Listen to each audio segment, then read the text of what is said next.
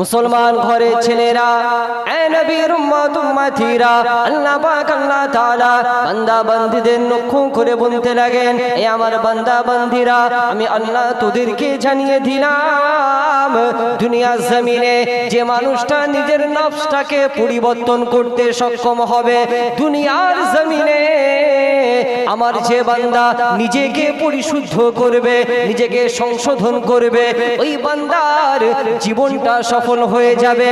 ওয়াকাদ খাবা মান দাসাহা, আর যে নিজেকে পরিবর্তন করবে না তার জীবনটা সফলতা আসবে না, সে মানুষটা ব্যর্থ হয়ে যাবে।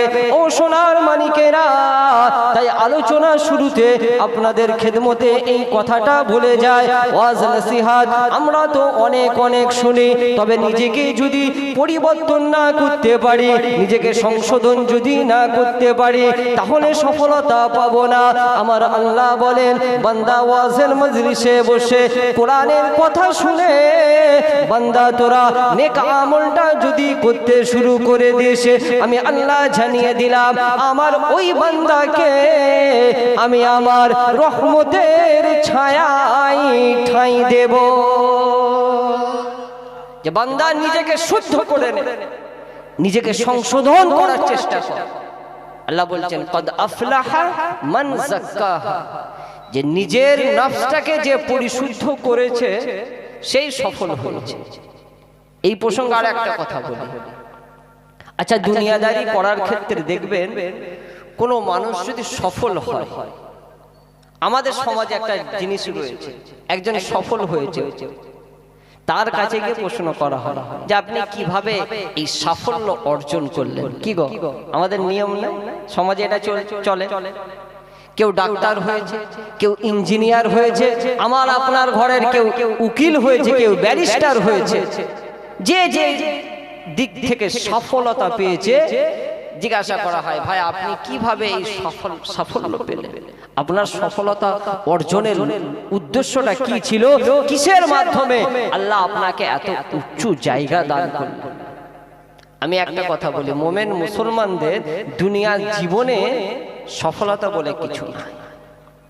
কথা বুঝলেন? এত বড় কথা বলছি, মোমেন বান্দাদের দুনিয়ার জিন্দেগিতে যে যত উঁচু জায়গায় পৌঁছে যাক না কেন, তার কোনো সফলতা নেই। আমার আল্লাহ বলেন, কাল কিয়ামতের দিনে মাহশারের ময়দানে আমি আল্লাহ যে বান্দাকে জাহান্নামের আগুন থেকে বাঁচিয়ে জান্নাতে প্রবেশ করাবো, একমাত্র সেই জীবনে সফল হবে। একটু জোরে বলুন।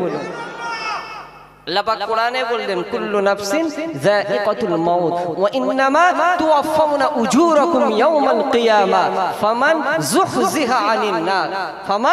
যুহজিহা আনিন নারি ওয়া উদখিলাল জান্নাতা ফাকাদ ফাজ।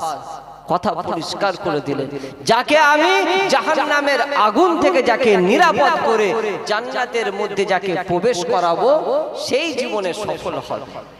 তো এই সফলতা অর্জন করতে গেলে আল্লাহ পাক প্রথম শর্ত দিয়ে দিলেন, বান্দা নিজেকে পরিশুদ্ধ কর, নিজেকে সংশোধন করার চেষ্টা কর। আর এই রকম মাহফিলগুলোর উদ্দেশ্যই হচ্ছে এটা, যাতে আমরা বসে নিজেকে সংশোধন করার রাস্তাটা খুঁজে পাই। মুসলমান ঘরের ছেলেরা, ও নবীর উম্মত উম্মতিরা, কিতাবের মধ্যে এসেছে আল্লাহর ওলি হযরতে হাসান বসরি রাহমাতুল্লাহ আলাইহি হুজুরের কাছে একজন যুবক ছেলে তওবা করার জন্য আসে। ওই যুবক ছেলেটা হুজুরের দরবারে তওবা করে আবার গুনার কাজে লিপ্ত হয়ে যায়, আবার তওবা করে আবার গুনার কাজে লিপ্ত হয়ে যায়, আবার তওবা করে আবার গুনার কাজে লিপ্ত হয়। এইভাবে একবার দুবার নয়, 70 বার তওবা করেছিল। কতবার? 70 বার। হাসান বসরি হাল ছেড়ে দিলেন, ও শুধরানো। ও যখনই আসে বলে, হুজুর আর গুনাহ করব না, আপনি আমাকে তওবা করান। যুবক ছেলেটাকে হাসান বসরি হুজুর তওবা করালেন, আবার ফিরে যাবার কিছুদিন পর সেই জাকিরটা। আমাদের সমাজে আছে। এমন অবস্থায় যুবক ছেলেটা শারীরিক অসুস্থ হয়ে গেল। যুবক ছেলেটা বুঝতে পারলো আর হয়তো আমি দুনিয়ায় বেঁচে থাকবো না। মাকে বলছে, মা আমাকে শেষবারের মতো একবার আল্লাহর ওলি হাসান বসরি হুজুরকে আমার কাছে একটু ডেকে নিয়ে আসুন, আমার যাবার আর ক্ষমতা নাই, আমি চাই উনি আমাকে যদি একবার আর তওবা করান হয়তো আল্লাহ পাক আমাকে ক্ষমা করে দেবেন। ওনার মা ছেলের এই শেষ ইচ্ছা, ছেলের কথা শুনে দৌড়ে দৌড়ে হাসান বসরি হুজুরের দরবারে গেল। আল্লাহর ওলিকে লক্ষ্য করে বললেন, হুজুর আমার ছেলে হয়তো আর বাঁচবে না, হুজুর আমার সন্তানের শেষ ইচ্ছা যে একবার আপনি গিয়ে তাকে শেষবারের মতো তওবা পড়াবেন, আমার সন্তানের শেষ আরজু এটা, যদি আপনি তওবা পড়ান হয়তো আমার আল্লাহ আমার সন্তানকে ক্ষমা করে দেবে। হাসান বসরি হুজুর সেই সময় মাকে ফিরিয়ে দিয়ে, যে তোমার ছেলেকে আমি একবার নয় 70 বার তওবা পড়িয়েছি, তোমার ছেলে সংশোধন হয়নি, আমি আবার গিয়ে তওবা করাবো, হয়তো শরীরটা ঠিক হয়ে যাবে, আবার সেই আগের মতো আবার সেই যাকে তাই, আবার সেই শরীয়ত বিরোধী অন্যায় খারাপ কাজে লিপ্ত হয়ে যাবে, আমি তোমার ছেলেকে আর তওবা করাবো না।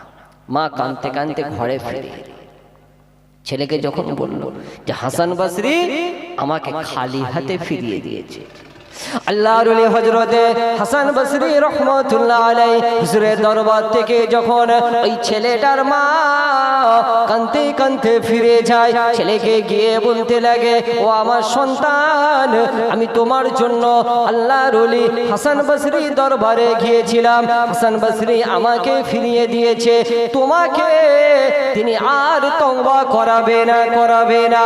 ওই সময় ওই সন্তানটা আসমানের দিকে তাকিয়ে আল্লাহর উদ্দেশ্য করে বলেছিল, এই আমার আল্লাহ, আজকে আপনার বন্ধু আপনার ওলি বান্দা হাসান বসরি আমাকে দুনিয়ার জমিনে ফিরিয়ে দিয়েছে, আল্লাহ আপনি যেন আমাকে ফেরাবেন না, আল্লাহ আমি খালেস নিয়তে তওবা করলাম, আল্লাহ আপনি আমাকে যেন ফিরিয়ে দেবেন না। এইভাবে দোয়া করতে করতে করতে করতে ওই ছেলেটার গলা দিয়ে যেন আর আওয়াজটা বের হয় না, মাকে লক্ষ্য করে বলতে লাগে, আম্মা জান আমি যখন দুনিয়া থেকে বিদায় নিয়ে চলে যাব, আমার তখন কপালে আপনি পাটা দিয়ে আমাকে টানতে টানতে বাজারের উপর দিয়ে আমাকে দাফন করার জন্য নিয়ে যাবেন, মানুষদের লক্ষ্য করে বলবেন আল্লাহর হুকুম না মানার শাস্তি এটা, আল্লাহর হুকুম না মেনে দুনিয়া জমিনে দুনিয়াদারি করার শাস্তি এটা। হাসান বসরি হুজুর তো ফিরিয়ে দিয়েছে, আমি আল্লাহর দরবারে আশা রাখি যদি আপনি আমাকে দুনিয়াতে শাস্তি দেন হয়তো আমার আল্লাহ আমাকে কবরে আর আযাব দেবেন না। সন্তান শেষ ইচ্ছা করল যে আপনি আমাকে এইভাবে টানতে টানতে নিয়ে যাবেন, ইন্তেকাল হয়ে গেছে। কিতাবের মধ্যে এসেছে ওনার মা যখন পাটা তুলেছে ওই সন্তানের কপালে দেওয়ার জন্য, মায়ের পা তোলার সাথে সাথে আল্লাহর পক্ষ থেকে একটা ইলহামের আওয়াজ ভেসে আসে, খবরদার আমার ওলি বান্দা আমার নেককার বান্দার সিজদার জায়গায় পা তুলবে না, আমি আল্লাহ আমার এই বান্দাকে ক্ষমা করে দিয়েছি, এই বান্দার তওবাকে আমি আল্লাহ কবুল করে নিয়েছি। একটু জোরে বলুন সুবহানাল্লাহ। কতবার তওবা করেছিল, তারপরেও অন্যায় কাজ করেছিল, শেষ মুহূর্তে আল্লাহর কাছে চাইল। আল্লাহ রাসূল বলছেন বান্দা রবের সম্পর্কে যে ধারণাটা রাখে আল্লাহ পাক তার সাথে সেই আচরণটাই করে। বান্দা রবের সম্পর্কে যদি এই ধারণা রাখে যে আমার আল্লাহ আমাকে ক্ষমা করে দেবেন, আমার আল্লাহ ছাড়া তো আমার কেউ নেই, আমি কোথায় যাব, কার সাহায্য চাইব, আল্লাহ ছাড়া আমাকে সাহায্য করার কে আছে, বান্দা রবের সম্পর্কে যখন এই ধারণা রাখে আমার রাসূল বললেন আল্লাহ পাক তার সাথে ওই একই আচরণ করে। যেমন আপনার ধারণা থাকবে আপনার সাথে আল্লাহর আচরণটা সেই রকম হবে। ওই যুবক ছেলেটা আল্লাহর দরবারে হাতটা তুলে বলেছিল, আল্লাহ হাসান বসরি তো আমাকে ফিরিয়ে দিল, আল্লাহ তুমি যেন আমাকে ফিরিয়ে দিও না। আল্লাহ পাকের দরবারে তার এই রোনাজারিটা পছন্দ হয়েছে। আজকে আমাদের মধ্যে দেখবেন গুনাহ করার পরেও আমাদের একটু সামান্য পরিমাণ আত্মসমালোচনা হয় না। কি গো, গুনাহ করে করে আমাদের অবস্থা এমন হয়ে গেছে, দেখবেন কালো ব্ল্যাকবোর্ডে যদি কালো কালি দিয়ে কিছু লেখেন, এই কি লিখছেন বুঝতে পারা যায়? হ্যাঁ, কিছু বোঝা যাবে তো? আমাদের কলমটা অন্যায় করে করে, গুনাহ করে করে আমাদের কলমটা এমন হয়ে গেছে, এখন পাপ করার পরেও আমাদের মধ্যে কিছু হেলদোল হয় না। এগুলো বড় চিন্তা, ভাবতে হবে। মুসলমান ঘরের ছেলে, চিরকাল আমরা দুনিয়ার জমিনে কেউ থাকবো না। কি গো, হ্যাঁ, দুনিয়ার জমিনে আমরা চিরকাল কেউ থাকবো? একদিন না একদিন তো আমাদের সবাইকেই যেতে হবে। আল্লাহর দরবারে কি মুখ নিয়ে হাজির হব, এই চিন্তা ভাবনা একটু ফিকির করে একটু ভাববেন। যত আল্লাহর ওলিদের সম্পর্কে পড়বেন, আল্লাহ পাকের প্রত্যেকটা ওলি বান্দা, প্রত্যেকটা মাহবুব বান্দা, তারা সারা জীবন অন্তরে খোদার ভয় নিয়ে চলাফেরা করার কারণে আমার আল্লাহ তাদেরকে ওলি হিসাবে জগৎবাসীর সামনে পরিচয় করিয়ে দিয়েছেন। একটু জোরে বলুন সুবহানাল্লাহ। আল্লাহর প্রত্যেকটা ওলি বান্দা, আপনারা শুধু কারামতের ঘটনা শুনুন, কারামতের ঘটনা শোনেন, তারা ওই যোগ্যতা, ওই সম্মান, ওই মর্যাদাটা হাসিল করলো কিসের মাধ্যমে, সেটা আপনারা ভাবেন না।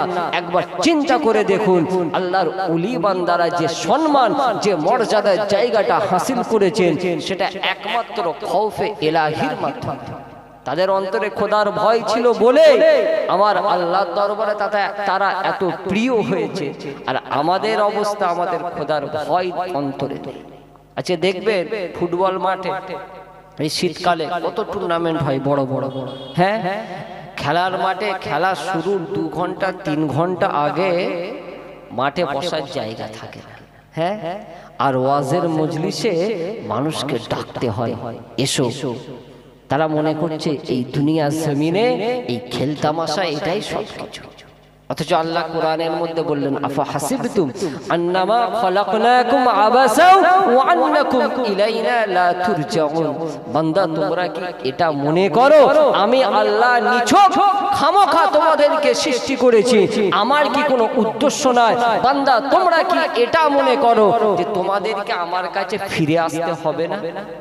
আজকে আমরা এটাই মনে করি যে আমাদের হয়তো এইভাবেই চলে যাবে, আমাদের আর কোথায় যাওয়া লাগবে না। খবরদার, আল্লাহর ভয় অন্তরের মধ্যে আনেন, দেখবেন দুনিয়ার সমস্ত ভয় আপনার অন্তর থেকে দূরে সরে যাবে। আল্লাহর ভয় না থাকার কারণে দুনিয়ার যাবতীয় ভয় আমাদের অন্তরে বাসা বেঁধে রয়েছে। আজকে সমাজে যা কিছু হচ্ছে, চারিদিকে চিন্তা চেতনা আমাদেরকে আচ্ছন্ন করছে। অন্তরে খোদার ভয় নিয়ে আনুন, দেখবেন আমার আল্লাহ এর ওসিলায় যাবতীয় ভীতি থেকে আপনার অন্তরটাকে মুক্ত করে দেবে। একটু জোরে বলুন সুবহানাল্লাহ। মুসলমান ঘরের ছেলেরা, এ নবীর উম্মত উম্মতিরা, আল্লাহ রাসূলের উম্মত হবার কারণে আমার আল্লাহ আমাকে আপনাকে কত সম্মান দিয়েছেন। আল্লাহ পাক কোরআন শরীফের মধ্যে প্রত্যেকটা উম্মতে মুহাম্মাদীদের উদ্দেশ্য করে কুনতুম খায়রা উম্মাতিন উখরিজাত লিন-নাস, এরা শ্রেষ্ঠ উম্মত, এই লাকাবটা আমার আল্লাহ তার হাবিবের ওসিলায় আমাকে আপনাকে দিয়েছেন। ও সোনার মানিকেরা, আজকে সেই নবীর আদর্শ, সেই নবীর সুন্নাহ, সেই নবীর তরিকা, সেই নবীর শিক্ষা আমাদের মধ্যে আজকে কোথায়? রাসূলের সাহাবীরা মা আতাকুমুর রাসূল ফাখুযু ওয়া মা নাহাকুম আনহু ফান্তাহু, এর উপর তারা জীবন গঠন করেছিল। রাসূল যেটা বলে তারা সেটা গ্রহণ করত, রাসূল যেটা বর্জন করতে বলে তারা সেটা থেকে দূরে থাকত। আজকে সেই নবীর উম্মত আমাদের মধ্যে এটা আছে কি গো? তাদের অবস্থা এটাই ছিল যে রাসূল যেটা দেয়, রাসূল যেটা বলে সেটাকে তারা মেনে নিত, আর রাসূল যেটা থেকে নিষেধ করত, খবরদার এটা করবে না, তো সেটা থেকে দূরে থাকতো। আজকে আমাদের মধ্যে দেখে আল্লাহ রাসূল বললেন আমার উম্মত এরা মিথ্যা কথা বলতে পারে না। কি গো আমাদের অবস্থা? আমরা মিথ্যা কথাকে পাপ বলে মনেই করি না, তাই না?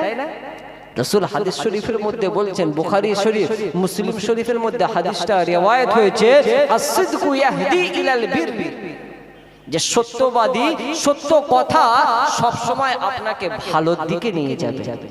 সত্য কথা কোন রাস্তায় নিয়ে যাবে? ভালোর দিকে। ওয়া ইন্নাল বিররা ইয়াহদি ইলাল জান্নাহ, আর এই ভালো কাজ আপনাকে আল্লাহর দয়ার জান্নাতে নিয়ে যাবে। একটু জোরে বলুন। তা আমাদের মধ্যে দেখবে মিথ্যেটাই বেশি। আর একটা হাদিস বলে আল্লাহ রাসূল বললেন যে মুনাফিকের তিনটা আলামত, মুসলিম শরীফের মধ্যে যে মুনাফিকের তিনটা আলামত, এই তিনটা আলামতের একটা আলামত হচ্ছে এটা, ইদা হাদাসা কাযাবা, সে যখন কথা বলবে সে মিথ্যা কথা বলবে। তা আমরা যদি মিথ্যা কথা বলি, কথায় কথায় যদি আমাদের জবান দিয়ে মিথ্যা বের হয়, তাহলে আমরা কেমন নবীর কেমন তার আদর্শ মেনে চলছি। আর সেই নবীর কিয়ামতের দিনে যদি শাফাআত না পায়, মনে রাখবেন আমাদের কারো নাজাত হবে। আমরা কেউ এমন নয় যে আমাদের আমলের জোরে আল্লাহর দরবারে বলবো আল্লাহ এত আমল করেছে, আল্লাহ আমি জান্নাত চাই। কারো ক্ষমতা হবে না যে আমলের জোরে নিজেকে জান্নাতি প্রমাণ করবে। রাসূলের শাফাআত ছাড়া, আল্লাহর রহমত ছাড়া, আল্লাহর দয়া ছাড়া কোনো মানুষ কোনোদিন নাজাতের রাস্তা পাবে না। তো সেই নবীর শাফাআতের আশা অন্তরে রয়েছে, আর নবীর আদর্শ মানব না, এটা কেমন দ্বিচারিতা? কথা ঠিক না ভুল? এগুলো বোঝানোর জন্য বলছি। বাস্তবতা না বুঝলে এদিক ওদিকের কথা বলে হয়তো আমি সময় পার করে দোয়া করে দিয়ে চলে যেতে পারি, কিন্তু কথাগুলো মহব্বত করি, ভালোবাসি। দায়িত্ব এটা আপনাদেরকে বোঝানো। এই মজলিসগুলো হচ্ছে, মেজলা হুজুর কেবলা বলতেন, বাবা এই জলসার মজলিস এসব ওই লাফালাফি খেলতামাশা আর শুধু সিন্নি এইসবের নয়। এই জলসার মজলিস এটাও এক ধরনের মাদ্রাসা, হতে পারে একটা দিনের জন্য। এটাও এক ধরনের মাদ্রাসা, যেখানে বিভিন্ন বয়সের মানুষ বসবে, বিভিন্ন জায়গা থেকে আসবে, তারা কিছু কোরআনের কথা, কিছু হাদিসের কথা শুনে নিজেদেরকে সংশোধন করবে, শিক্ষা নিয়ে নেক আমল করা শুরু করবে। এটার উদ্দেশ্য নিয়ে জলসাগুলো।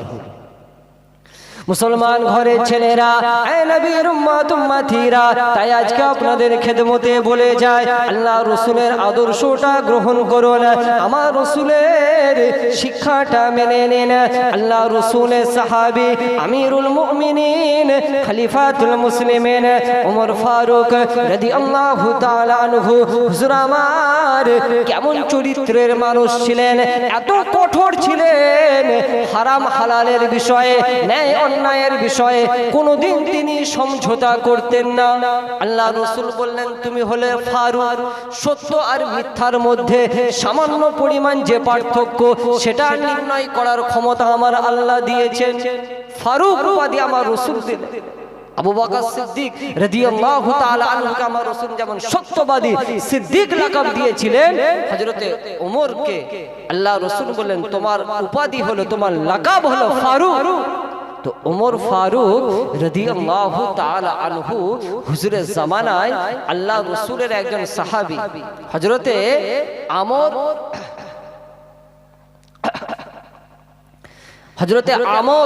রাদিয়াল্লাহু তাআলা আনহু জুমাহি গোত্রের মানুষ ছিলেন, যাকে ওমর ফারুক হুজুর আমার দায়িত্ব দিয়ে পাঠালেন হিমস বলে একটা শহর। ওই হিমস শহরের গভর্নর করে তাকে পাঠিয়েছিলেন। পাঠানোর পর বেশ কয়েকদিন কেটে গেছে, বহু সময় পার হয়ে গেছে।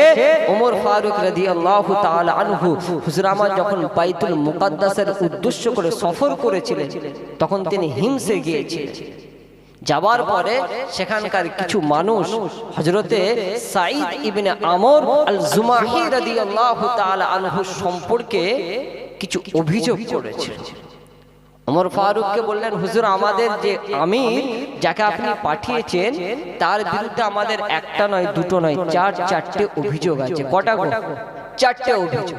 ওমর ফারুক তো শুনে অবাক যে রাসূলের সাহাবী, এই মানুষটা এত নেককার মানুষ যে দুনিয়ার জমিনে সারা জীবন ঈমান আনার পরে রাসূলের আদর্শ মেনে দুনিয়াদারি করেছে।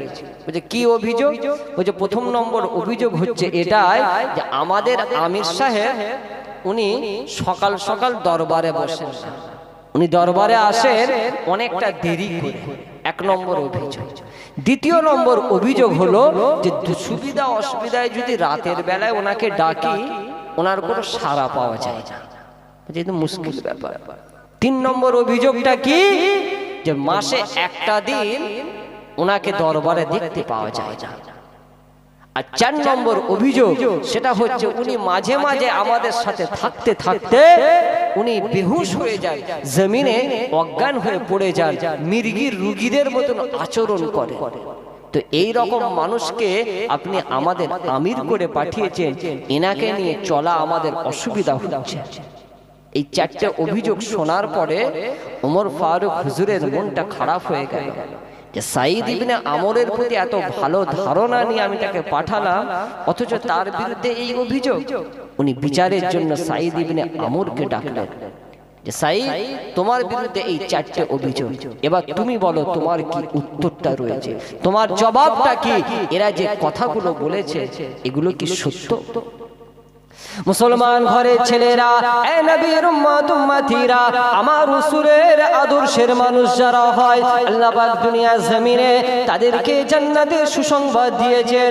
আল্লাহ দুনিয়া জমিনে তাদের উদ্দেশ্য করে বলেছেন, এ আমার বান্দা বান্দিরা, আমি আল্লাহ জানিয়ে দিলাম রাদিয়াল্লাহু আনহুম ওয়া রাদু আন, আমার রাসূলের আসহাবদের উপর আমি আল্লাহ রাজি খুশি, আর ওরা আমার উপর রাজি খুশি। সাঈদ ইবনে আমরকে যখন প্রশ্ন করা হয়, তুমি তোমার বিরুদ্ধে যে অভিযোগগুলো করা হয়েছে এর উত্তরটা তুমি দাও। সাঈদ ইবনে আমর হুজুর আমার সেই সময় ওমর ফারুককে লক্ষ্য করে বলতে লাগে, এ আমিরুল মুমিনিন, আমি এই কথাটা বলতে চাই না, তবে আপনি যেহেতু বাধ্য করেন তাই কথাটা বলতে বাধ্য হলাম। হুজুর আমার বাড়িতে আমার কাজে সাহায্য করার জন্য, বাড়ির কাজে সাহায্য করার জন্য আমার বাড়িতে কোনো গোলাম নেই, আমার বাড়িতে কোনো চাকর নাই। হুজুর আমি সকালে ফজরের নামাজটা পড়ে নিজের বাড়িতে গিয়ে আমি আমার বিবিকে কাজে সাহায্য করি, আমি রুটি তৈরি করার কাজে আমি আমার বিবিকে সাহায্য করি। হুজুর আমি যখন ঘরের কাজটা হয়ে যায় তখন আমি দরবারের জন্য বের হই। সবাই শুনে অবাক যে মুসলমানদের আমির, গভর্নরের দায়িত্ব, অথচ তার কোনো চাকর নেই। সবাই অবাক যে হুজুর আপনার বাড়িতে কোনো চাকর নেই? বলছে না, আমি আমার বিবিকে সাহায্য করি। এটাই তো রাসূলের শিক্ষা। আজকে আমাদের ঘরে দেখবেন স্বামী স্ত্রী ঝগড়া লেগেই আছে, এর ভুল ধরছে ওর ভুল ধরছে।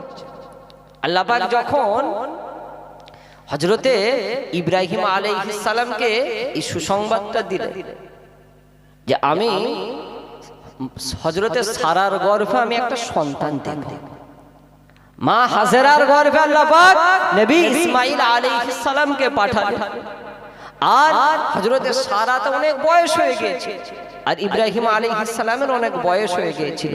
যখন আল্লাহর পক্ষ থেকে এই খুশির খবরটা দেওয়া হলো, তো সেই সময় হযরতে সারা উনি সেই সময় বলেছিলেন, এই তো অবাক করা বিষয়, আমি বুড়ি হয়ে গিয়েছি, আমার স্বামী ইব্রাহিম তিনিও বুড়ো, এটা আশ্চর্যের বিষয়। সুবহানাল্লাহ, এটা আল্লাহর বড় কুদরত। উনি প্রথমে কি বললেন যে আমি নিজে বুড়ি হয়ে গেছি, কথা বুঝলেন না? আল্লাহ পাক সূরা হুদের মধ্যে বর্ণনা করেছেন, উনি বললেন যে আমি নিজে বুড়ি হয়ে গিয়েছি, তারপরে বলছেন যে আমার স্বামীও বুড়ো হয়ে গেছে। প্রথমে নিজের দুর্বলতা প্রকাশ করলেন, কথা বুঝলেন, তারপরে স্বামীর দুর্বলতার কথা বললেন। নবী জাকারিয়া আলাইহিস সালামকে যখন আল্লাহ পাক সুসংবাদ দিলেন যে এ জাকারিয়া, আমি তোমাকে একটা আওলাদ দান করব যার নাম হবে ইয়াহইয়া, এই সংবাদ শুনে নবী জাকারিয়া আলাইহিস সালাম বললেন, আল্লাহ আমার তো বার্ধক্য হয়ে গেছে, বুড়ো হয়ে গেছি, আমার স্ত্রীও বুড়ি হয়ে গেছে, আল্লাহ আপনি দান করলেন, অবশ্যই আপনি পারেন, এটা বড় চমৎকার বিষয়। তো প্রথমে জাকারিয়া আলাইহিস সালাম নিজের বার্ধক্যের কথাটা স্বীকার করলেন। কি গো, এটা আমাদের জন্য শিক্ষা। দেখবেন আমরা স্বামী স্ত্রীদের মধ্যে দেখবেন কেউ কারো দুর্বলতা নিয়ে কথা বলে না, একে অপরের শুধু ভুল ধরার চেষ্টা করে। কি গো, বাস্তব। অথচ আল্লাহ পাক শিক্ষা দিয়েছে। রাসূলের সাহাবী সাঈদ ইবনে আমর আল জুমাহি হুজুর আমার নিজের বিবিকে গভর্নর হয়েও ঘরের কাজে সাহায্য করে তবে তিনি দরবারে যেতেন। এটাই রাসূলের আদর্শ। পরবর্তী অভিযোগ, ভাই সাঈদ তোমার উদ্দেশ্য করে এলাকার মানুষদের অভিযোগ যে তুমি রাতের বেলায় ওরা ডাকলে সাড়া দাও না কেন? ও আমিরুল মুমিনিন, আমি সাঈদ আমি নিজের কাজগুলোকে দুটো ভাগে ভাগ করেছি। আমি দুনিয়ার জমিনে আল্লাহ পাক আমাকে গভর্নর বানিয়েছেন, আমি তাই আল্লাহর হুকুমে দুনিয়াদারিতে সারাটা দিন ধরে প্রজাদের খেদমত করি, তাদের অভাব অভিযোগের কথা শুনি, নিজের সংসারের কাজ করি।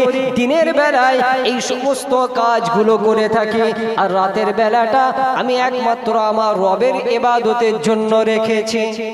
রাতের বেলা আমি দুনিয়াদারির কোনো কথা কোনো কাজের মধ্যে থাকি না, একমাত্র আমার রবের ইবাদত, আমার রবের সন্তুষ্টি, এটা ছাড়া আমার কোনো কথা মাথায় আসে না। তাই আমি দিনের বেলায় প্রজাদের কাজ করি আর রাতের বেলা আল্লাহর ইবাদতে কাটিয়ে দিই। তাই রাতে আমাকে এরা যতই ডাকুক তারা ডাক দিয়েও সাড়া পায় না। ওমর ফারুক শুনে সন্তুষ্ট হলেন। 3 নম্বর অভিযোগটা কি? ভাই সাঈদ তুমি মাঝে মাঝে প্রত্যেকটা মাসের একটা দিন দরবারে হাজির থাকো না, কি ব্যাপার, কি কারণে তুমি দরবারে হাজির হও না? সাঈদ ইবনে আমর তখন চোখের পানিটা ফেলে বলতে লাগে, হুজুর আমার এই কথাটা বলার কোনো ইচ্ছা ছিল না, হুজুর আমি মানুষকে এই কথাটা জানাতে চাই না, তবে আপনি যেহেতু আমাকে বলতে বাধ্য করছেন সেই জন্য আমি বলি, হুজুর আমার পরনের যে পোশাকটা দেখছেন এটা ছাড়া আমার দ্বিতীয় কোনো পোশাক নাই। কেমন জীবন যাপন একটু চিন্তা করুন।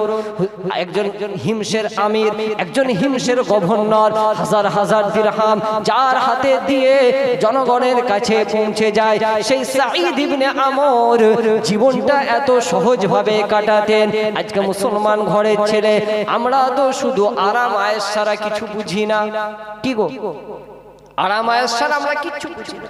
বলছে হুজুর আমার একটা জামা, মাসে একদিন এই জামা পরিষ্কার করি, সেই জন্য বাড়িতে থাকে, সারাদিনে জামাটা পরিষ্কার করা হয়, শুকোতে সময় লাগে, সেই দিন আমি আর কোনো কাজে আসি। বলছে 4 নম্বরটা কি? বলছে মাঝে মাঝে তুমি বেহুশ হয়ে যাও কেন, তোমার কি কোনো রোগ আছে? বলছে হুজুর আমার শরীরে কোনো রোগ নেই আল্লাহর রহমতে, তবে হুজুর আমি যখন মক্কা জমিনে যুবক ছেলে যখন ঈমান আনিনি তখন আমার সামনে রাসূলের সাহাবী হযরতে খুবাইব ইবনে আদি হুজুরকে ফাঁসি দেওয়া হয়েছিল, খুবাইব ইবনে আদি হুজুরকে কতল করা হয়েছিল। হুজুর সেই সময় খুবাইব ইবনে আদি হুজুরকে লক্ষ্য করে মক্কার মানুষেরা কয়েকটা কথা বলেছিল, আমার চোখের সামনে ঘটনা। খুবাইবকে যখন তার শরীর থেকে জ্যান্ত অবস্থায় শরীর থেকে এক একটা অঙ্গ প্রত্যঙ্গ যখন কাটছিল, খুবাইবকে জিজ্ঞাসা করা হচ্ছিল যে তোমার জায়গায় যদি তোমার নবীকে রাখা হতো তুমি কি রাজি হতে? আল্লাহ রসুলের পাগল, আমার রসুলকে কত মহব্বত করতো, ভালোবাসত, রসুলের আশিক, রসুলের দিওয়ানা, আমার রসুলের সাহাবী খুবাইব ইবনে আদি হুজুর আমার সেই সময় মক্কার মানুষদের লক্ষ্য করে বলেছিলেন, এই মক্কার মানুষেরা আমি খুবাইব আমার শরীর থেকে একটা একটা অঙ্গ আলাদা করে দিবি, আমি খুবাইব আমার জীবনটা চলে যাবে, এতে আমার কষ্ট নাই, আমার রসুলের শরীরে সামান্য পরিমাণ আঘাত তো দূরের কথা, একটা কাঁটার আঁচড় আমার রসুলের শরীরে লাগবে, আমি খুবাইব সেটা সহ্য করতে পারবো না। এই মক্কার মানুষেরা তোরা আমার জীবনটা নিয়ে নিবি, কিন্তু আমার অন্তরে মুস্তাফার মোহাব্বতকে মিটাতে পারবি না। আল্লাহ রসুলের সাহাবী সাঈদ ইবনে আমর বলতে লাগেন, সেই দিনের কথা যখন আমার মধ্যে মনে পড়ে যায়, সাঈদ ইবনে আমর বলতে লাগে মক্কার মানুষদের লক্ষ্য করে খুবাইব ইবনে আদি একটা বদদুয়া করেছিল, আল্লাহুম্মা হাসসাহুম আদাদা ওয়া কতালাহুম বাদাদা ওয়া লা তুগাদির মিনহুম আহাদা। আল্লাহ এদেরকে আপনি গুনে রাখুন একটা একটা করে, এদেরকে আপনি দুনিয়া জমিন থেকে ধ্বংস করে দেবেন।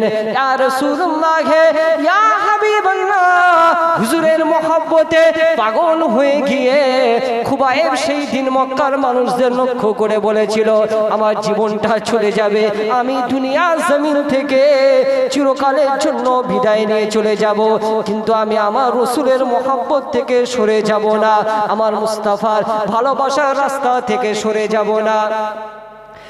আমিরুল মুমিনিন খলিফাতুল মুসলিমিন ওমর, সেই দিনের কথা আমার যখন মনের মধ্যে আসে, আমি সাঈদ খুবাইবের কথা মনে করে জমিনে অজ্ঞান হয়ে পড়ে যাই। আল্লাহ রাসূলের সাহাবী ওমর ফারুক হুজুর আমার সেই সময় বলেছিলেন, ও ভাই সাঈদ, তোমার বিরুদ্ধে যে অভিযোগগুলো করেছে প্রত্যেকটা অভিযোগ মিথ্যা, আমি ওমর জানিয়ে দিলাম, আমার আল্লাহ তোমাকে এই সমস্ত অভিযোগ থেকে পাক পবিত্র রেখেছে। জোরে হবে না সুবহানাল্লাহ? রাসূলের আশিক, জীবনটা রাসূলের আদর্শে কাটিয়েছে, দুনিয়ার কোনো মোহ ছিল না। দুনিয়া জমিনে আজকে আমরা রয়েছি, আমাদের মধ্যে দেখবে দুনিয়াকে আঁকড়ে ধরার প্রতিযোগিতা কি গো, অথচ আল্লাহ বলছেন বাল তুসিরুনাল হায়াতাদ দুনিয়া। বান্দা, তোরা তো দুনিয়া দুনিয়া করে পাগল হয়ে যাচ্ছিস, তোরা তো দুনিয়াকে বেশি প্রাধান্য দিচ্ছিস।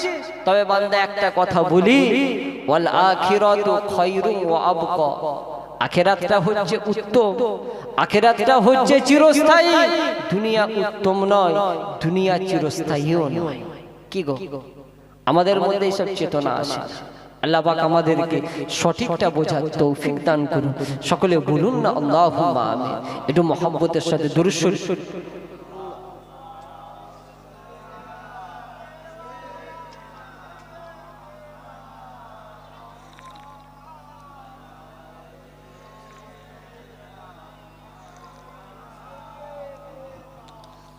আল্লাহুম্মা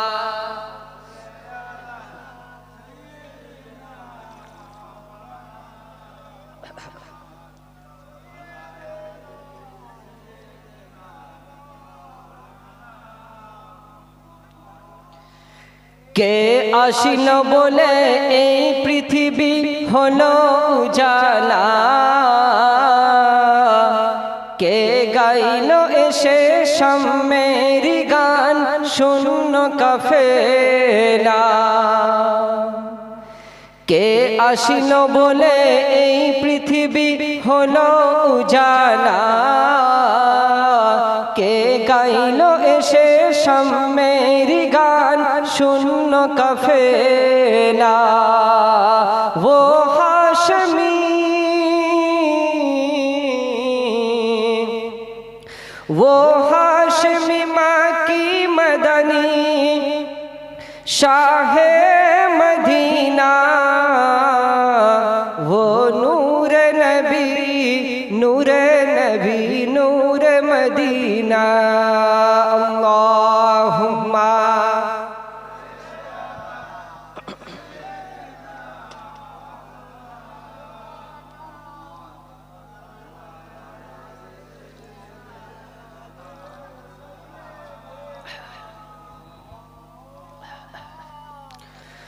হযরত ওমর করিতে কতল নবীর দরে যাই, নূরানি চেহারা দেখে ওমর ফিদা হয়ে যায়।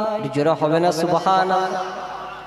হযরত ওমর করিতে কতল নবীর দরে যাই, নূরানি চেহারা দেখে ওমর ফিদা হয়ে যায়। তার চেহারা মায়াবী,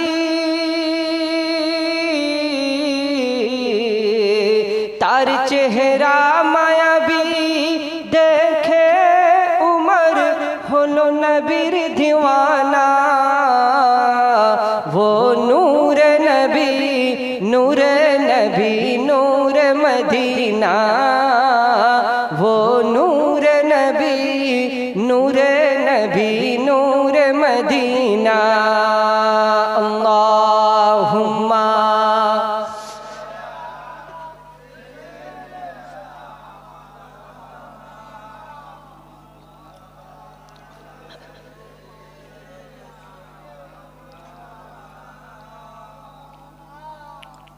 আমার বাবাজি, তো যে কথাটা আলোচনা করছিলাম যে দুনিয়া জমিনে আপনি নবী মুহাম্মদ সাল্লাল্লাহু আলাইহি ওয়াসাল্লামের উম্মত হয়ে আসার কারণে আল্লাহ আপনাকে এত সম্মান দিয়েছে, আল্লাহ এত মর্যাদা দিয়েছেন, শ্রেষ্ঠ উম্মতের লাকাব দিয়েছেন।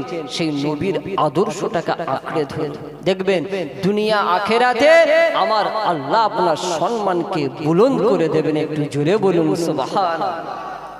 আল্লাহ পাকের ওলি বান্দা, আল্লাহ পাকের মাহবুব বান্দা আল্লামা ইবনুল মুনকাদির রহমতুল্লাহ আলাইহি হুজুর আমার মদিনা শরীফের মানুষ ছিলেন। সেই বছর মদিনা জমিনে ভয়ঙ্কর অনাবৃষ্টি, পানির দেখা নেই, দুর্ভিক্ষের কারণে চাষবাস বন্ধ হয়ে গেছে। হযরতে মুনকাদির রহমতুল্লাহ আলাইহি আল্লাহ রাসূলের রওজা মুবারকের সামনে দাঁড়িয়ে দাঁড়িয়ে দোয়া চাইছেন, চোখের পানি ফেলে অনেকক্ষণ দোয়া চাইছেন। হঠাৎ তিনি লক্ষ্য করে দেখলেন যে একজন সাধারণ একটা মানুষ তিনি পিছন দিক দিয়ে এসে রওজা মুবারকের পাশে একটা থামের আড়ালে নিজেকে দাঁড় করিয়ে আল্লাহ আল্লাহ পাকের ওলি বান্দা লক্ষ্য করলেন যে মানুষটা কি দোয়া যায় একটু শুনুন। ওই সময় লক্ষ্য করে দেখা যায় ওই মুখ ঢাকা মানুষটা রওজা মুবারকের সামনে দাঁড়িয়ে একটা থামের আড়ালে আল্লাহ দরবারে হাতটা তুলে, আল্লাহ দরবারে হাতটা তুলে আমার রাসূলের ওসিলা দিয়ে বলতে লাগে, এ আমার আল্লাহ, আপনার বান্দা বান্দিরা পানির অভাবে কষ্টের মধ্যে রয়েছে। আল্লাহ, আপনার বান্দা বান্দিরা পানির অভাবে তারা আর কষ্ট সহ্য করতে পারে না। আল্লাহ, আপনি পানির ব্যবস্থা করে দিন। ইবনুল মুনকাদির কিতাবের মধ্যে লেখেন, আমি অবাক হয়ে তাকিয়ে দেখি ওই মানুষটা দোয়া করার সাথে সাথে আমার আল্লাহ তার দোয়াটা কবুল করে নেন। মদিনার জমিনে সাথে সাথে মুষলধারায় পানি বর্ষণ শুরু হয়ে যায়। ইবনুল মুনকাদির মানুষটাকে চেনার জন্য তার পিছু পিছু রওনা দেন, কিন্তু সে মাথায় হ্যাট করে হাঁটছে। যেতে যেতে যেতে যেতে একটা সাধারণ কুটির ঘর, ভাঙা চোরা জীর্ণ ঘরের মধ্যে প্রবেশ করলো। উনি ঘরটা দেখে নিলেন যে এটাই এই লোকের বাড়ি। দিনের বেলায় পরের দিন উনি আবার এসেছেন, এসে এবার দেখছেন যে মানুষটা একটা কামারের কাজ করে, সাধারণ মানুষ। উনি মানুষটার কাছে গিয়ে সালাম দিলেন। সালাম দেওয়ার পরে বলছেন, ভাই আপনাকে এই কাজ আর করতে হবে না। যে কেন? যে গতকাল রাতে আপনি যখন দোয়া চাইছিলেন আল্লাহর দরবারে, তখন রওজা মুবারকের আড়ালে পাশে দাঁড়িয়ে আমি সব শুনেছি। আপনি যখন দোয়া চাইছিলেন সেখানে আমিও ছিলাম। আল্লাহ আপনার দোয়া সঙ্গে সঙ্গে কবুল করে নিয়েছেন। আপনাকে এইসব কাজ আর করা লাগবে না, সংসারের খরচ আমি দেব, বরং আপনি আল্লাহর ইবাদতে জীবনটা কাটিয়ে দেন। কিন্তু ওই সময় ওই সাধারণ ওই কামারের কাজ করা মানুষটা আল্লাহর ওলি বান্দা, এলাকা জমানার একজন বড় মুহাদ্দিস, একজন ওলি ফাকি মানুষ ছিল ইবনে মুনকাদির। তাকে লক্ষ্য করে বলেছিল, হুজুর বিয়াদবি নেবেন না, আমি যে কাজ করছি আমাকে সেই কাজই করতে দিন, আমাকে এই কাজ থেকে দূরে রাখার দরকার নেই। আমি এই কাজ করি, আবার আল্লাহর ইবাদত করি, এটাই আমার আল্লাহর পক্ষ থেকে ফয়সালা করা হয়েছে, এটাই আমার আল্লাহর পছন্দ হয়। হুজুর দুনিয়া জমিনে আমি যতদিন বেঁচে থাকব মানুষের কাছে আমার এই রাজ, আমার এই রহস্য মানুষের কাছে প্রকাশ করবে। তখন জিজ্ঞাসা করা হলো যে তোমার এই যে দোয়া আল্লাহ কবুল করে নিল, এর কারণটা কি? তুমি কি এমন আমল করো? আল্লাহ পাকের ওলি বান্দা, আল্লাহ পাকের মাহবুব বান্দা ইবনে মুনকাদির হুজুরকে লক্ষ্য করে ওই সাধারণ মানুষটা, ওই কামারের কাজ করা মানুষটা সেই সময় বলেছিল, হুজুর আমি বলার মতো কোনো আমল করি না, হুজুর আমি অর্থ নেই যে মানুষকে দান করব, অনেক সদকা করব, হুজুর আমি সামান্য খেটে খাওয়া মানুষ, কাজ করার পর যতটুকু সময় পাই আমি আল্লাহর ইবাদত করি, যতটুকু সুযোগ হয় আমি আল্লাহর বান্দেগি করি। তবে হুজুর একটা কাজ আমি সব সময় করি, দুনিয়ার জমিনে কোন মুসলমানের প্রতি অন্তরে বিদ্বেষ রাখি না, মানুষের মনে কোন রকম হিংসা অন্তরের মধ্যে বিদ্বেষ লোকের প্রতি পোষণ করে রাখি না। হুজুর যদি আমার সাথে কেউ খারাপ আচরণ করে, কথার দ্বারা কাজের দ্বারা যদি আমাকে কেউ কষ্ট দেয়, আমি তার বিপরীতে তাকে কোনো কটু কথা বলি না, আমি আল্লাহর সন্তুষ্টির জন্য তাকে মাফ করে দিই। হয়তো এই আমলটার ওসিলায় আমার আল্লাহ আমাকে এই জামানার মুস্তাজাবুদ দাওয়া হিসাবে কবুল করে নিয়েছে। যে মানুষ যদি আমার সাথে খারাপ ব্যবহার করে, আমি আল্লাহর জন্য তাকে ক্ষমা করে দিই, আমি তার সাথে খারাপ ব্যবহার করি না। আল্লাহ আল্লাহ রসুলের সন্তুষ্টির জন্য মানুষের প্রতি আমি অন্তরে বিদ্বেষ রাখি, এটাই তো নবীর শিক্ষা, এটাই তো রাসূলের আদর্শ। শুধু মুমিন মুসলমান নয়, যে কোনো ধর্মের মানুষ হোক না, আপনি মুসলমান যদি হন কোনোদিন কারো প্রতি বিদ্বেষ রাখতে পারবেন না, এটাই রাসূলের শিক্ষা। আল্লাহ রসুল আল্লাহর হাবিব হুজুর আমার উম্মতকে যে শিক্ষা দিয়েছে, সেটা থেকে যদি আমরা নিজেদেরকে দূরে সরিয়ে রাখি, নিজেদের মন মতো যদি চলি, তাহলে বদনাম তো আমাদের, অন্যায় তো আমাদের। আজকে দেখেন না কত মানুষ কত রকম কথা বলছে, আবার কোরআন নিয়েও কথা বলছে। খবরদার, আল্লাহ পাক বললেন নাহনু নাযালনা যিকরা ইন্না নাহনু নাযালনা যিকরা ওয়া ইন্না লাহু লাহাফিজুন। এই কোরআনকে আমি আল্লাহ অবতীর্ণ করেছি, আর এই কোরআনের হেফাজতের দায়িত্ব স্বয়ং আমি আল্লাহ নিয়েছি। একটু জোরে বলুন সুবহানাল্লাহ। আচ্ছা, আপনাদের একটা কথা বলি, এই বিষয়টা হয়তো আপনারা খেয়াল করেন। আচ্ছা, কোরআন শরীফে একটা ছোট্ট আয়াত রয়েছে, দেখবেন ইমাম সাহেবরা মাগরিবের নামাজে পড়ে সূরা লাহাব। কি গো জানেন তো? তাব্বাত ইয়াদা আবি লাহাবিন ওয়া তাব মা আগনা আনহু মালুহু ওয়া মা কাসাব। এই আয়াতটা নাজিল হয়েছিল আল্লাহ রাসূলের চাচা আবু লাহাবের বিরুদ্ধে। ওই যখন আয়াতটা নাজিল হয়, মানুষটা জিন্দা না মৃত? কি গো, মানুষটা জিন্দা, বেঁচে ছিল। এই সূরা লাহাব নাজিল হয় নবুয়তের প্রথম বর্ষে, আর আবু লাহাব মারা যায় বদরের যুদ্ধের পরে পরে, প্রায় 10 থেকে 11 বছর পরে। কত বছর হাতে সময় ছিল? প্রায় 10 বছর। কি গো, আল্লাহ পাক 10 বছর আগে ভবিষ্যৎবাণী করে দিল যে তাব্বাত ইয়াদা আবি লাহাবিন ওয়া তাব, আবু লাহাবের দুটো হাত ধ্বংস হোক, সেও ধ্বংস হোক, মা আগনা আনহু মালুহু ওয়া মা কাসাব, সে যে ধন সম্পদ উপার্জন করেছে সেটা তার কোনো কাজে লাগবে না। সায়াসলা নারন, সে খুব তাড়াতাড়ি আগুনে, প্রজ্বলিত আগুনে দগ্ধ হবে। এই ভবিষ্যৎবাণী আল্লাহ পাক 10 বছর আগে করেছিলেন। আবু লাহাবের সুযোগ ছিল তো ঈমান এনে কোরআনকে মিথ্যা প্রমাণ করা। কি গো, আবু লাহাব পারত ঈমান এনে, যদি আবু লাহাব ঈমান আনতো, তাহলে আজকে যারা কোরআনের বিরুদ্ধে কথা বলে, কোরআনকে যারা মনে করে যে মানুষের লেখা কিতাব, কোরআন সম্পর্কে যারা অপপ্রচার করে, তাদের হাতে একটা অস্ত্র চলে যেত। কি গো, কোরআনে বলা হয়েছে আবু লাহাব ধ্বংস হোক, কোরআনে বলা হয়েছে যে আবু লাহাব জাহান্নামী, অথচ এই আবু লাহাব ঈমান আনা। কিন্তু আল্লাহর পক্ষ থেকে ফয়সালা, আবু লাহাব সারা জীবন কুফরির উপর ছিল, আর ওই অবস্থায় তার মওত হয়েছে। ওই অবস্থায় মওতের কারণে আমার আল্লাহ তাকে চিরস্থায়ী জাহান্নামী বানিয়ে দিয়েছেন। দুনিয়ার জমিনে দুনিয়াবাসীর জন্য আমার আল্লাহর পক্ষ থেকে জানিয়ে দেওয়া হলো এই কোরআন হচ্ছে সত্য, এই কোরআন কোনো মানুষের লিখিত নয়, আমি আল্লাহ এই কোরআনকে পাঠিয়েছি। তাই আজ থেকে 10 বছর আগের ভবিষ্যৎ আজকের দিনে প্রমাণ হয়ে গেল যে আবু লাহাবের মওতটা হলো কুফরি হালত। কথা বুঝলেন?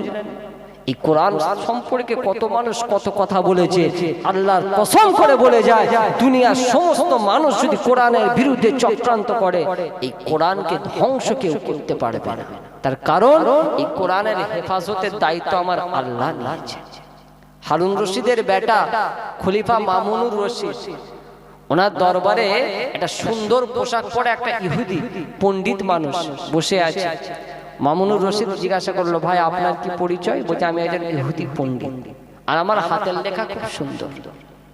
আমি হাতের লেখা এই কাজই আমি করি, ক্যালিগ্রাফি। দেখবেন এক একটা মানুষের হাতের লেখা খুব সুন্দর হয়। তো শুনে মামুনুর রশিদ বলছে, ভাই আপনি যদি ঈমান আনেন তাহলে আমি খুব খুশি হব, আর আপনাকে আমার দরবারে ঠাঁই দেব, আপনার সুবিধা অসুবিধা আমি সব কিছু খেয়াল রাখবো, আপনি ঈমান আনেন। ইহুদি বলল, না, এই ধর্ম আমার বাপদাদার ধর্ম, আমি আমার ধর্ম ত্যাগ করব না, আমাকে আমার ধর্মে থাকতে দিন। মামুনুর রশিদ বলল, লাকুম দীনুকুম ওয়ালিয়া দীন, তোমার ধর্ম তোমার, আমার ধর্ম আমার, ধর্মের মধ্যে কোনো জোর জবরদস্তি নেই, ইসলামে কোনো জোর জবরদস্তির কোনো বিষয় নেই। ভাই তোমার যেটা ইচ্ছা তুমি সেটাই করো, আমি ঈমানের রাস্তায় থাকি, তুমি ইহুদি হিসাবেই থাকো। পরের বছর আবার ওই ইহুদি মামুনুর রশিদের দরবারে এসেছে, এসে বলছে যে আমিরুল মুমিনিন আপনি আমাকে ঈমানের কলমা পড়িয়ে দিন। হুজুর আপনি আমাকে ঈমানের কলমা পড়িয়ে মুসলমান বানিয়ে দিন। মামুনুর রশিদ তো শুনে অবাক, যে ভাই গত বছর তোমায় দাওয়াত দিলাম, তুমি আমাকে রিজেক্ট করে চলে গেলে, বললে আমি তুমি বললে যে আমি আমার বাপদাদার ধর্মেই থাকবো, আর এই বছর নিজে থেকে দাওয়াত দিচ্ছ। দুরূদ শরীফ পড়ুন। আল্লাহ বাইক নাই নেই,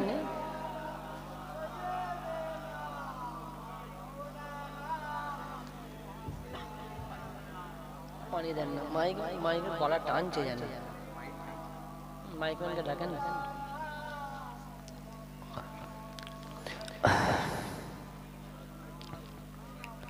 বাদশাহ মামুনুর রশিদকে লক্ষ্য করে ওই ইহুদি পণ্ডিত বলেছিল, ও মামুনুর রশিদ, আমি গত বছর তোমার কাছ থেকে যখন ফিরে গেলাম, আমি তো একজন সুন্দর হাতে লেখার যোগ্যতা আমার রয়েছে, আমি বাড়িতে যাবার পর নিজের হাতে পরিপূর্ণ 3টে তাওরাত কিতাব লিখলাম। যে তাওরাত কিতাবটা হলো ইহুদিদের পবিত্র ধর্মগ্রন্থ, এই তাওরাত কিতাবটা সুন্দরভাবে হাতে লিখলাম। লেখার সময় আমি কিছু জায়গায় আগে পরে করে দিলাম, কিছু জায়গায় নিজের ইচ্ছা মতো লিখলাম। এইভাবে লেখার পরে আমি ওই 3টে কিতাব নিয়ে ইহুদিদের উপাসনার জায়গায় চলে গেলাম। সেখানে গিয়ে বললাম যে 3টে কিতাব বিক্রি করতে চাই। তারা আমাকে যথাযোগ্য মজুরি দিয়ে, টাকা দিয়ে, হাদিয়া দিয়ে আমার কাছ থেকে 3টে কিতাব নিয়ে চলে গেল। সবাই খুশি। আমি আবার বাড়িতে ফিরে এলাম। বাড়িতে ফিরে আসার পর আমি নিজের হাতে 3টে বাইবেল কিতাব লিখলাম। কটা? 3টে বাইবেল লেখার সময় আমি নিজের ইচ্ছা মতো কিছু শব্দ এদিক ওদিক করে দিলাম, নিজের মন মতো কিছু কথা তার মধ্যে লিখলাম। 3টে বাইবেল লেখা হয়ে যাওয়ার পরে আমি চলে গেলাম খ্রিস্টানদের গির্জায়। সেখানে গিয়ে খ্রিস্টানদের লক্ষ্য করে বললাম যে আমি আমার হাতের লেখা এই বাইবেল খানা এনেছি তোমাদের কাছে বিক্রি করার জন্য। তোমরা কি আমার কাছ থেকে এই বাইবেল গুলো কিনবে? খ্রিস্টানরা আমার হাতের সুন্দর লেখা দেখে তারা মুগ্ধ হয়ে গিয়ে যত টাকা চেয়েছিলাম তার থেকে বেশি হাদিয়া দিয়ে এই 3টে বাইবেল আমার থেকে কিনে নিল। এবার আমি বাড়িতে ফিরে এলাম। বাড়িতে ফিরে আসার পরে আমি নিজের হাতে কোরআন শরীফ লিখতে শুরু করলাম। ও মামুনুর রশিদ, আমি কোরআন লিখতে লিখতে 3টে কপি যখন শেষ হয়ে গেল, এই কোরআনের মধ্যে কিছু কিছু জায়গায় আমি আগু পরে করে দিলাম, আবার কিছু কিছু জায়গায় নিজের ইচ্ছা মতো শব্দ বসিয়ে দিলাম। কোরআন শরীফ লেখা হয়ে যাওয়ার পর এই 3টে কোরআন নিয়ে আমি মসজিদে চলে যাই। মসজিদে গিয়ে মুসলমানদের লক্ষ্য করে বলি যে আমি নিজের হাতে কষ্ট করে কোরআন শরীফ লিখে এনেছি, তোমরা কে আমার কাছ থেকে খরিদ করবে? তারা তখন বলে দেখি কোরআন। আমার হাত থেকে কোরআনটা নেবার পর ওই কোরআনটা খুলে তারা এদিক ওদিক দেখতে শুরু করে। যখন দেখতে পায় কোরআনের ওই লেখার মধ্যে কিছু ভুল রয়েছে, কিছু লেখা আগু পিছু হয়েছে, কিছু শব্দ এদিক ওদিক হয়েছে, সেই সময় তারা আমার ওই হাতের লেখা কোরআন তারা আমার হাতে ফিরিয়ে দিয়ে বলে, তোমার এই কোরআনটা আমরা নেব না, কেননা এই লেখার মধ্যে ভুল রয়েছে। এই অবস্থায় আমি তখন জিজ্ঞাসা করলাম, কোরআনের মধ্যে ভুল তোমরা কেমন ভাবে বুঝলে? ইমাম সাহেব বলে, আমি হলাম একজন হাফেজে কোরআন, আমি হলাম একজন হাফেজে কোরআন, তাই যখন আমি আপনার লেখা কিতাবটা দেখি, কিতাবের মধ্যে কিছু কিছু আয়াতের মধ্যে ভুল রয়েছে, সেই জন্য ভুলটা আমি ধরতে সক্ষম হয়ে যাই। ওই ইহুদি পণ্ডিত মামুনুর রশিদকে লক্ষ্য করে বলতে লাগে, এই আমিরুল মুমিনিন খলিফাতুল মুসলিমিন, আমি বাজারে জাল তাওরাত চালিয়ে দিলাম, আমি বাজারে জাল ইনজিল চালিয়ে দিলাম, কিন্তু কোরআন চালাবার চেষ্টা করলাম, সেটা করতে পারলাম না। তখন আমি বুঝতে পারলাম আল্লাহর হুকুম, আল্লাহর বিধান আল্লাহর পক্ষ থেকে পাঠানো হয়েছে, আমার আল্লাহর ঘোষণা সত্য। ইন্না নাহনু নাযালনা যিকরা ওয়া ইন্না লাহু লাহাফিজুন, এই কোরআন আমি আল্লাহ নাযিল করেছি, এই কোরআনের হেফাজত আমি আল্লাহ আমি নিজে হাতে গ্রহণ করেছি। ও মামুনুর রশিদ, আমার কাছে স্পষ্ট এই কোরআন বারহাক সত্য, তাই আল্লাহর ওপর ঈমান আনার জন্য আমি আপনার দরবারে হাজির হয়েছি। আল্লাহকে আল্লাহ বলে মেনে নিলাম, রাসূলকে রাসূল বলে মেনে ঈমানি কলমা পড়ে মুসলমান হয়ে গেলাম। সঙ্গে সঙ্গে ঈমান আনলাম। এই কোরআনের মুজিজা আজকে দেখেন, লক্ষ লক্ষ দুনিয়া জমিনে হাফেজে কোরআন যাদের সিনাতে আল্লাহ কোরআনকে হেফাজত করে রেখেছে। হ্যাঁ, আজকে এই কোরআনের সম্পর্কে অপমানজনক কথাবার্তা মুমিন মুসলমান কোনোদিন সহ্য করবে না। আজকে আমার সম্পর্কে যদি কেউ কোনো কথা বলে সেটা মেনে নিয়ে আছে, কিন্তু কোরআন সম্পর্কে আসল কথা হচ্ছে শিক্ষার অভাব। কোরআনের আয়াত সম্পর্কে মানুষের আজকে জ্ঞান নেই। যারা কোরআন সম্পর্কে কিছুই জানে না তারা কোরআন সম্পর্কে কথা বলে। আপনাদের প্রথমেই বলছিলাম যে সূরা লাহাব নাযিল হয়েছিল আবু লাহাবের উদ্দেশ্যে। কোরআনের অনেক আয়াত রয়েছে যে সেই পরিস্থিতি সেই সিচুয়েশনে আল্লাহ পাক নাযিল করেছে। অনেক কিছু বোঝা রয়েছে, নাসিখ আয়াত মানসুখ আয়াত, এই সমস্ত বিষয় না বুঝে এই বাংলা তরজমা দেখে অনেকে অনেক রকম কথা বলে। কথা বুঝলেন? অত সহজ একজন যারা মুফাসসির আর আপনি সাধারণ মানুষ হয়ে কোরআন সম্পর্কে কথা বলছেন। আলেম উলামা তারা যারা কোরআন সম্পর্কে যারা গবেষণা করে তারা সেই জ্ঞান অর্জন করতে পারে না। আপনি সাধারণ মানুষ ফেসবুকে ইন্টারনেটের মাধ্যমে কোরআনের তাফসীর, কোরআনের বাংলা তরজমা লোড করে দেখে কোরআনের আয়াত সম্পর্কে কথা বলছেন। আয়াতটা শানে নজুল কি জানেন? কি উদ্দেশ্য করে আয়াতটা নাজিল হয়েছিল জানেন?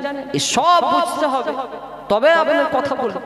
খবরদার, আজকে মুমিন মুসলমান ঘরের ছেলে আমাদের অন্তরে বিশ্বাস যে আমার আল্লাহ যে কোরআনকে পাঠিয়েছে, এই কোরআনের হেফাজতের দায়িত্ব আমার আল্লাহ নিয়েছে।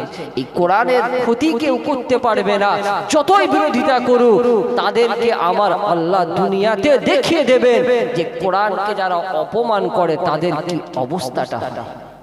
আল্লাহ পাক আমাদেরকে এটা বুঝে নেক আমল করার তৌফিক দান করুন। সকলে বলুন না আল্লাহুম্মা আমিন। আমার মুসলমান ঘরের ছেলেরা, আমরা কোরআনের হুকুম মেনে যেন আমরা প্রত্যেকেই বেশি বেশি যাতে আমল করতে পারি, আল্লাহ সেই তৌফিক দান করুন। সকলে বলুন না আল্লাহুম্মা আমিন। আজকে মুসলমান ঘরের ছেলে আমরা কোরআনের হুকুম মেনে আমল করি কি গো? কোরআনের বিধান মেনে আমরা আজকে মানছি না। আল্লাহ পাক কোরআন শরীফের মধ্যে বললেন, ওয়াকারনা ফি বুয়ুতিকুন্না ওয়ালা তাবাররাজনা তাবাররুজাল জাহিলিয়াতিল উলা। আল্লাহ পাক স্পষ্ট করে বললেন, খবরদার, জাহেলি যুগে যেভাবে মেয়েরা অর্ধ উলঙ্গ হয়ে রাস্তাঘাটে ঘুরে বেড়াতো, খবরদার তোমরা সেই রকম ভাবে মেয়েদেরকে রাস্তাঘাটে বের করবে।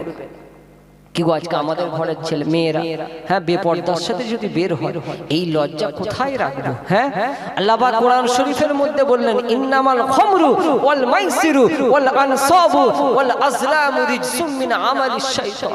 এই মদ খাওয়া, জুয়া খেলা, এই সুদ, তারপর ভাগ্য গণনার যে তীরের মাধ্যমে যেটা বর্তমানে লটারিতে রূপ নিয়েছে, এই সমস্ত কাজ হচ্ছে শয়তানের কাজ। কি গো আজকে মুসলমানের ছেলে মদের থেকে দেখবেন সংখ্যা বেশি, মুসলমান ঘরের ছেলে জুয়ার থেকে দেখবেন সংখ্যা বেশি, মুসলমান ঘরের ছেলে আজকে লটারি থেকে দেখবেন সংখ্যা বেশি। কি গো কথা ঠিক না?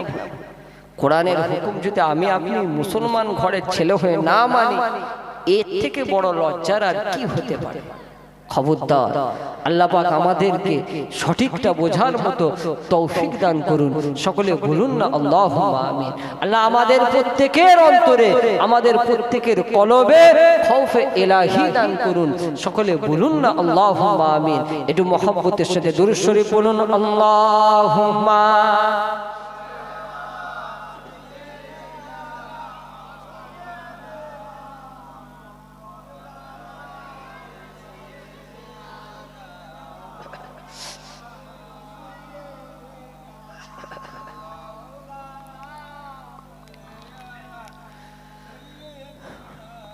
মাওলানা মুহাম্মদ ওয়ালা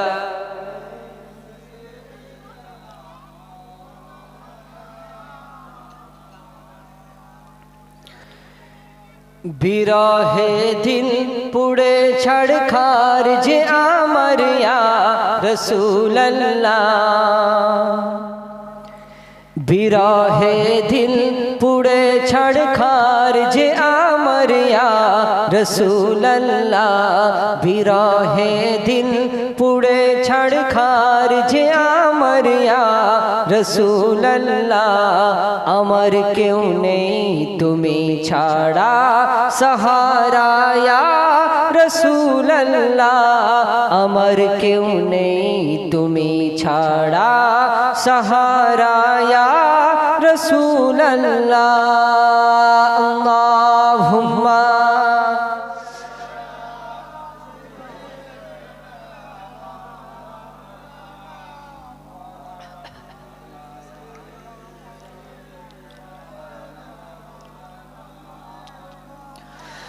কত জনে দেখে তোমায় কলিজা শীতল হয়ে যায়, কত জনে দেখে তোমায় কলিজা শীতল হয়ে যায়, আমাকে দাও না দিদার একবার ইয়া রাসূলুল্লাহ, আমাকে দাও না দিদার একবার ইয়া রাসূলুল্লাহ, আমার কেউ নেই তুমি ছাড়া সাহারা ইয়া রাসূলুল্লাহ। আমার সাথে সাথে পড়ুন, আমার কেউ নেই তুমি ছাড়া সাহারা ইয়া রাসূলুল্লাহ, আমার কেউ নেই তুমি ছাড়া সাহারা ইয়া রাসূলুল্লাহ।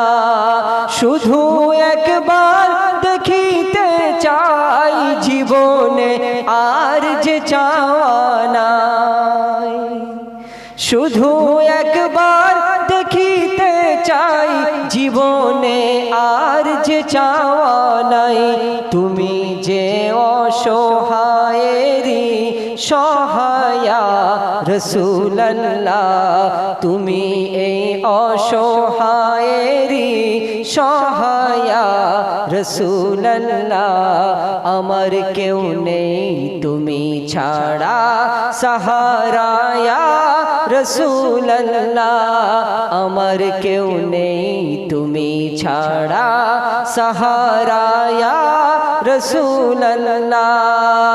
আল্লাহুম্মা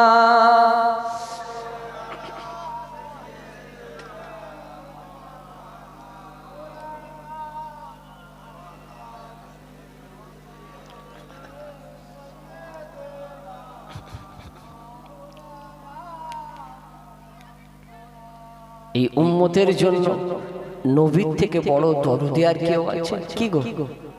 সারা জীবন এই উম্মতের জন্য যিনি কেঁদে বেকারার হয়েছে, আজও রওজা আকদাসে শুয়ে শুয়ে উম্মতের জন্য চিন্তায় বিভোর হয়ে থাকে।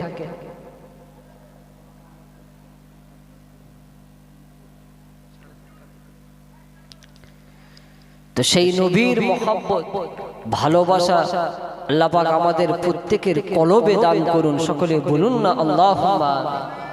আল্লাহ রসুল, আল্লাহর হাবিব হুজুরের মহব্বত ভালোবাসা যদি অন্তরের মধ্যে থাকে, কাল কিয়ামতের দিনে আমার আল্লাহ তার হাবিবের শাফাআত সুপারিশ আমাদের নসিবে দান করবেন। একটু জোরে বলুন সুবহানাল্লাহ।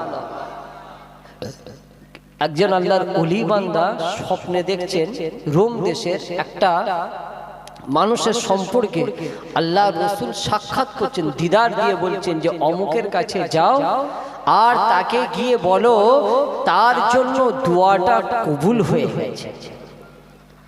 আল্লাহ পাকের ওই ওলি বান্দাকে আমার রসুল স্বপ্নের মধ্যে নির্দেশ দিচ্ছেন, যাও অমুকের কাছে গিয়ে তুমি বলবে যে তোমার দোয়া আমার রসুলের উসিলায় আল্লাহর দরবারে কবুল হয়ে গেছে।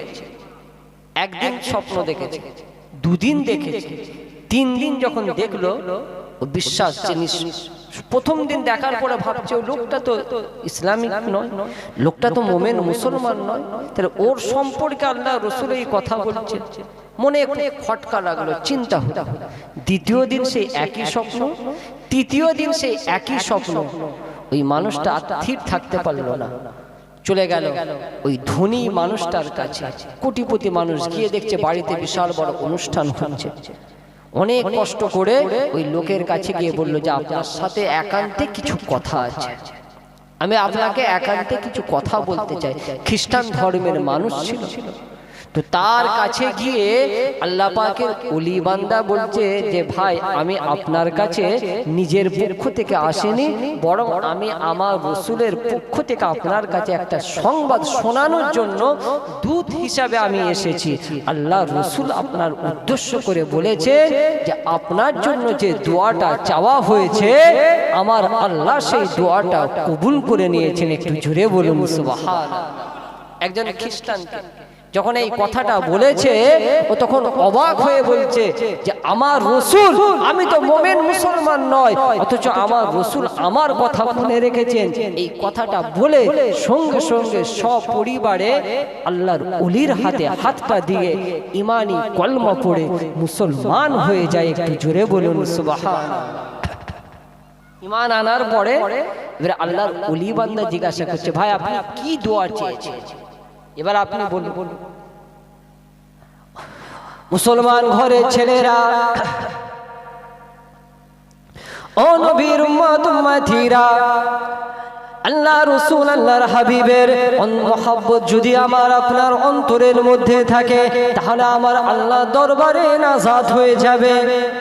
আল্লাহ পাকের ওলি বান্দাকে লক্ষ্য করে ওই খ্রিস্টান ব্যবসায়ী বলেছিল, হুজুর আমার দুনিয়ার জমিনে আমার আল্লাহ আমাকে এত অর্থ দিয়েছে, হুজুর এত ধন সম্পদ দিয়েছে, এই অর্থ সম্পদের কারণে আমি দুনিয়ার জমিনে এমন কোন গুনাহ, এমন কোন পাপ, এমন কোন খারাপ কাজ নেই যেটা আমি করতাম না। হুজুর সব সময় খারাপ কাজে আমার টাকা পয়সা ব্যয় করতাম। এমন একটা দিন আমি আমার বাড়িতে বন্ধুদেরকে নিয়ে একটা অনুষ্ঠান করি, যেখানে মদ থেকে শুরু করে এমন কোনো খারাপ কাজ নয়, জেনা ব্যভিচার সব কিছু ওই অনুষ্ঠানে হচ্ছিল। আমি লক্ষ্য করে দেখি আমার পাশে একটা বাড়িতে ছোট্ট একটা মেয়ে আমার ওই বাড়ির দিকে তাকিয়ে যেন চিৎকার দিয়ে কিছু কথা বলছে। আমি একটু তার শোনার জন্য, তার কথাটা শোনার জন্য এগিয়ে গেলাম। আমি লক্ষ্য করে দেখি ওই বাচ্চা মেয়েটা তার মাকে লক্ষ্য করে বলছে, আজকে আমার পাশের বাড়ির এই ধনী মানুষটার বাড়িতে এত সুন্দর রান্না হয়েছে, এত সুন্দর খাবার তৈরি হয়েছে, যে খুশবুটা আমাদের নাকে আসছে, ওই খুশবুতে অন্তরটা কেমন হয়ে যায়। ওই খাবারটা খাবার জন্য ওই বাচ্চা মেয়ে মনটা উতলা হয়ে যায়। এই বাচ্চা মেয়ের কথা শুনে আমি বাড়ি থেকে বের হয়ে ওই বাড়িতে পৌঁছে গেলাম। বাচ্চা মেয়েটাকে জিজ্ঞাসা করলাম যে তোমার কি বাপ নেই? বাচ্চা মেয়েটা বলে দুনিয়ার জমিনে আমি একজন এতিম, আমার আব্বা দুনিয়ার জমিন থেকে চলে গেছে। আমি তখন ওই বাচ্চা মেয়েটাকে অর্থ দিয়ে সাহায্য করলাম, তাকে হাতে কিছু খাবার তুলে দিলাম, কিছু অর্থ তাকে তুলে দিলাম। বাড়িতে রান্না করা হয়েছিল, সেই খাবার না দিয়ে আমি বাজার থেকে কিছু খাবার এনে ওই বাচ্চা মেয়েটার হাতে তুলে দিলাম। পরিচয় নিয়ে জানতে পারলাম এই দরিদ্র পরিবারটা হলো আমার রসুলের বংশধর। এই বাচ্চা মেয়েটা সেই সময় আমার হাত থেকে উপহারগুলো পাওয়ার পরে হাতটা তুলে আল্লাহর দরবারে দোয়া চেয়েছিল, আল্লাহ পাক আপনার এই বান্দাকে আমার রসুলের সাথে হাসর নাসরের নসিব করে দিন। ও আল্লাহর ওলি বান্দা, ও মাহবুব বান্দা, ওই বাচ্চা মেয়েটা আওলাদে রাসূল, ওই বাচ্চা মেয়েটা যখন হাত তুলে দোয়া চায় সেই সময় তার সাথে সাথে মানুষগুলো সকলে আমিন বলেছিল। আমার বিশ্বাস হয় না, কেননা আমি তো খ্রিস্টান ছিলাম। আমি বিশ্বাস না করে আমি বাড়িতে ফিরে এলাম। হুজুর আপনার জবানে যখন শুনলাম আমার রাসূল আমার কথা মনে রেখেছেন, আওলাদে রাসূলের সাথে ভালো আচরণ করার কারণে আমার আল্লাহ আমাকে কবুল করে নিয়েছেন। দুনিয়ার জমিনে এত গুনাহ, এত অন্যায়, এত পাপ করার পরেও আমার আল্লাহ তার হাবিবের ওসিলায় আমাকে হেদায়েতের রাস্তা দান করে জান্নাতি হিসাবে কবুল করে নিয়েছে। এত পাপ করেছে, এত অন্যায় করেছে, আমার নাজাতের কোনো রাস্তা ছিল না। কিন্তু সেই বাচ্চা মেয়েটা দোয়া চাইছে, আমার রাসূল আওলাদে রাসূলের সাথে সৎ ব্যবহার করার কারণে আমার সম্পর্কে পয়গাম দিলেন। আল্লাহ পাক আমার কলবে হেদায়েতের নূর, হেদায়েতের আলো আমার অন্তরে জাগ্রত করলেন। এটা আমার রাসূলের ওসিলাই হয়েছে। তো আমার বাবাজি, তো সেই রাসূলের মহব্বত, ভালোবাসা ঈমানের অঙ্গ।